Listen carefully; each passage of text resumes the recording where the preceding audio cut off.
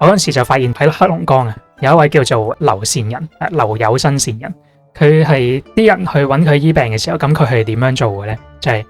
佢會將嗰個人佢生活上嘅一啲煩惱嘅症結，去好精準咁樣講翻出嚟俾嗰個病人聽。咁然後如果個病人佢好願意、好誠心咁樣去解決咗佢嘅問題咧，咁佢嗰個病咧係可以不藥而愈嘅。講到好似好抽象，不過我就舉個例子啦。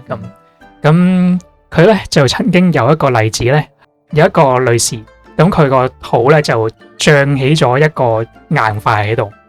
然後咁啊劉善人就同佢講，佢呢個係內分泌失調，咁啊佢個子宮系統生咗啲腫塊出嚟，然後咁啊劉善人就話佢係乜嘢事咧？就話佢暗地裏中意咗一個人，但係佢又唔敢講出嚟，或者佢應該話佢當時嘅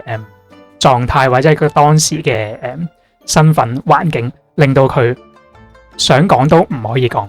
咁結果就屈住喺身體裏邊，然後咧佢就形成咗呢個內分泌失調呢個病啦。